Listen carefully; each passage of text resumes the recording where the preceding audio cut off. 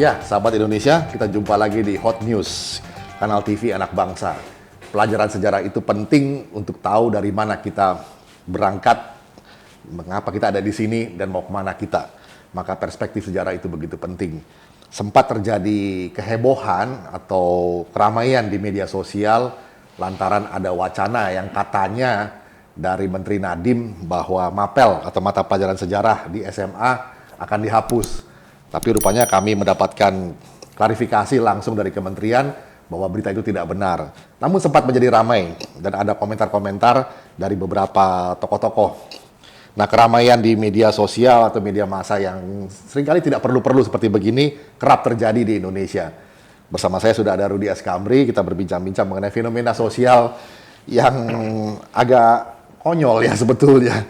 Gimana Mas Rudi?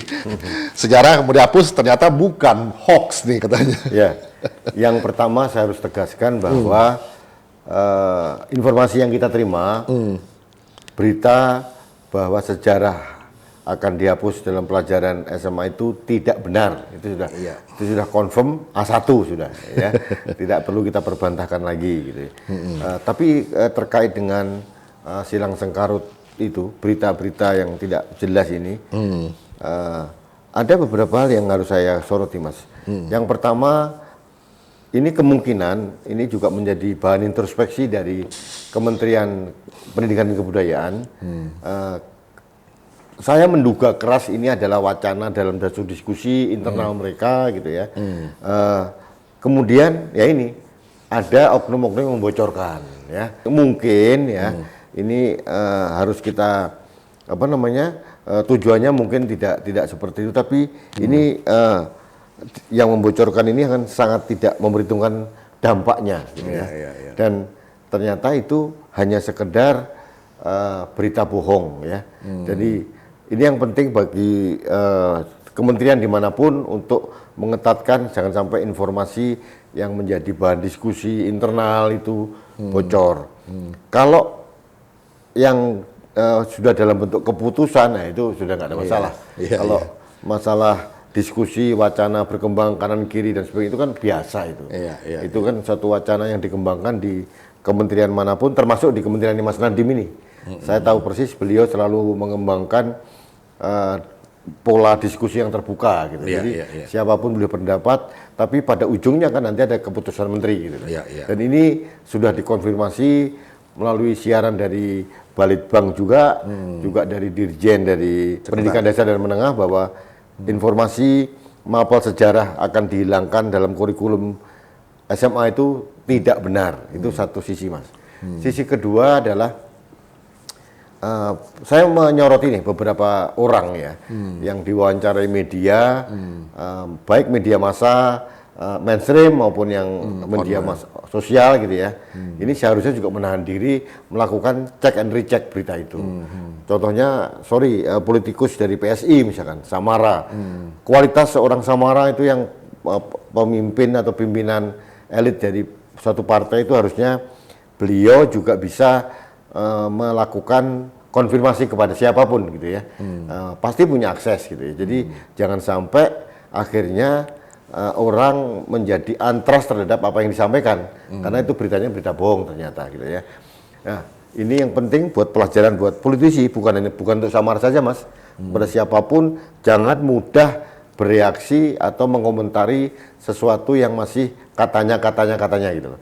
Harus ada langkah-langkah konfirmasi gitu ya. Ini yang berkomentar itu bukan hanya Samara, Mas. Beberapa orang juga mengkritisi, udah menyerang Kemendikbud dan sebagainya. Nah, ini yang penting, Mas Andri. Sekarang ini jangan lupa ini bulan-bulan kritis ini. Apa tuh? September. Nah, ada tanggal 30-nya. Ulang tahun saya, Mas. Ulang tahun. Oh, tanggal berapa, Mas? Bulan September ini setelah reformasi atau pasca reformasi ini selalu menimbulkan kegaduhan. Ada orang-orang bermain dengan segala macam cara gitu ya. Jadi akhirnya komoditi palsu ini diperdagangkan untuk menyerang satu dan sama lain gitu ya. Apalagi menyangkut masa sejarah gitu ya. Saya yakin ya seorang Nadiem Makarim, yang seorang menteri tidak mungkin ya melakukan langkah gegabah itu. Karena beliau tahu persis pentingnya pelajaran sejarah di anak-anak SMA. Beliau kan lulusan luar negeri, Mas. Di Amerika itu justru yang paling utama adalah pelajaran American sejarah. history. American history. Kenapa mereka bangga, pride terhadap Amerika itu karena American history tadi. Nah, mungkin kalau bisa memberikan saran, Mas Andre, justru Mas Nadiem itu harus melakukan pengayaan pelajaran sejarah dengan cara apa? Meluruskan sejarah. Karena sejarah di masa Orde Baru itu kan penuh dengan tipu daya dan manipulasi gitu ya. Berarti dipandang penting sejarah penting itu. Sangat, menurut saya sangat penting. Makanya dimanipulasi. Nah, jadi menurut saya justru saran saya kepada Mas Nadiem untuk membentuk tim ahli untuk meluruskan sejarah. Jadi generasi penerus itu harus tahu sejarah kita, nenek moyang kita, leluhur kita, tanpa ada manipulasi. Yang putih dikatakan putih, yang hitam hitam, yang merah merah gitu. Jangan ada kepentingan politis.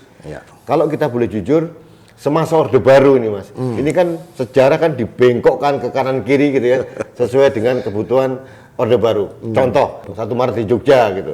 Ternyata syarat dengan pembelokan fakta gitu ya. Ada istilahnya history dan his story. Nah, itu. Ini yang di zaman Orde Baru yang terjadi adalah his story. Oh, history. Ceritanya dia gitu ya. Contoh kasus tentang pemberontakan G13 PKI tahun 65. Itu juga penuh dengan versi yang bermacam-macam gitu ya. Versi Orde Baru kemudian dibantah dengan versi ini, versi ini. Nah, saya menyarankan kepada Pak Nadiem yang kebetulan sekarang memegang kendali kebijakan di Kemendikbud untuk saatnya tepat ini meluruskan sejarah G13 PKI 65 itu seperti apa. Ini yang penting, Mas. Jangan sampai orang jadi bias gitu ya. Yang ini membela si ini, yang ini membela si ini. Harus ada panduan yang valid gitu ya. Sahih tentang sejarah apapun dan siapapun. Yang salah-salah, yang benar-benar gitu. Ini kan bukan dalam rangka menyalahkan 1 orang 2 orang, Mas. Artinya katakanlah policy masa lalu itu salah, tapi mungkin juga ada pertimbangan tertentu kan. Tapi harus disampaikan secara faktual, inilah yang terjadi dengan latar belakangnya. Jadi perspektif orang di masa akan datang itu lebih komprehensif gitu, dalam memaknai sejarah. Betul. Makanya ada yang mengatakan bahwa bangsa bisa maju kalau pemalsuan atau luka-luka sejarah bahkan itu bisa dibereskan dulu. Jangan sampai disisakan. Makanya kita sangat berharap dalam administrasi pemerintahan Pak Joko Widodo yang sangat baik ini juga bisa meninggalkan satu legacy di mana sejarah bangsa kita ini bisa betul-betul diluruskan, tadi istilahnya Pak Mas Rudi Kamri ya. Dan mana yang bengkok ya diluruskan lagi gitu. Kita ingat pesan Bung Karno, ada namanya jas merah. Jangan sekali-sekali meninggalkan sejarah. Betul. Karena beliau sangat memahami pentingnya sejarah. Jadi pada saat ada isu sejarah mau dihapus, ini kan isu seksi gitu. Diselalap ke sana kemari oleh beberapa orang, ternyata isunya bohong. Isunya palsu. Jadi ini sekali lagi saya mohon kepada Mas Nadiem, yang pertama lakukanlah koreksi penindakan di internal, jangan sampai wacana internal menjadi diskursus yang belum menjadi keputusan ini bisa bocor ke publik gitu ya. Yang kedua, saya mohon ke Mas Nadiem untuk melakukan pemurnian sejarah ya. Ini istilah pemurnian sejarah, Purifikasi. ya. Pemurnian sejarah dan pelurusan sejarah. Dan Karena gini, pemulihan. dan pemulihan sejarah. Karena menurut saya begini, Mas Menteri ini kan orang yang sangat bebas nilai tuh, tidak terkait dengan siapapun. Nggak punya beban sejarah. Nggak punya beban sejarah. Beliau orang yang netral, gitu kan? Bukan dari politisi, ya, bukan dari partai tertentu, dan sangat-sangat profesional. Saya berharap Mas Menteri ini bisa ya menjadi apa namanya panglima untuk meluruskan dan memurnikan sejarah Indonesia ini. Ini senyampang beliau masih punya waktu yang panjang, 4 tahun ke depan. Jadi mudah-mudahan justru ini jadikan momentum buat Mas Menteri untuk mengangkat pelajaran sejarah menjadi pelajaran yang sangat sentral gitu ya. Iya. Sehingga justru ada kebanggaan Mas. Iya. Generasi muda ini terhadap sejarah kita gitu Iya, kan. betul. Kalau kita lihat sejarah Amerika, kenapa sih kok orang Amerika begitu fanatik dengan keamerikanannya gitu? Iya. Kenapa? American history tadi. Iya. Nah, kita harus mengedepankan adalah sejarah Indonesia. Iya. Ya, jadi Indonesian history. Indonesian history, Bukan Indonesian his story. Ah, ini yang penting banget, Mas. Itu penting banget ya. Iya. Ya, sahabat Indonesia, mudah-mudahan bisa didengarkan pesan ini bagi Kementerian Pendidikan dan Kebudayaan, Mas Nadiem dan kawan-kawan bisa lebih hati-hati, dan kita sangat berharap bahwa Indonesia punya satu pijakan sejarah yang benar dengan dikoreksinya banyak penyimpangan-penyimpangan yang diduga terjadi semasa Orde Baru yang tidak pernah bisa dibereskan sampai saat ini. Mas, satu lagi boleh saya pesan, Mas? Silakan. Ini bulan yang sangat kritis tadi, bulan September.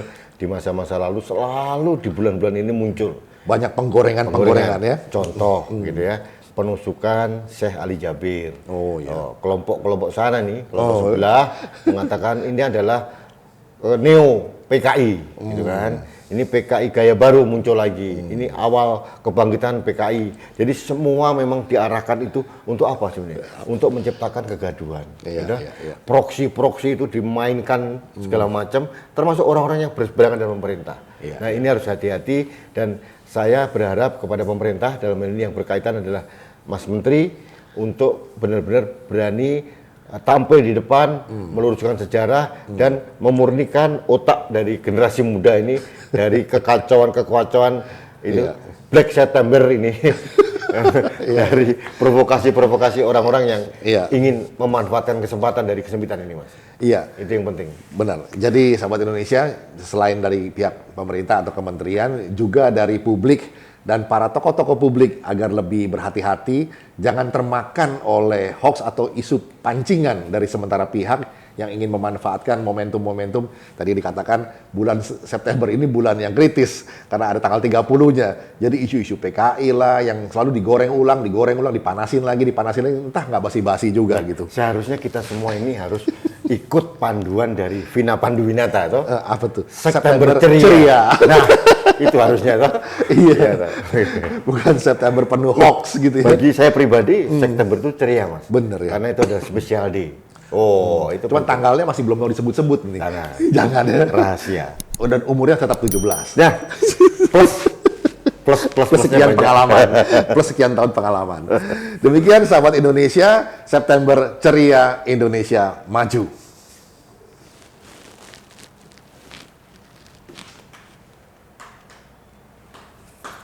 Ups.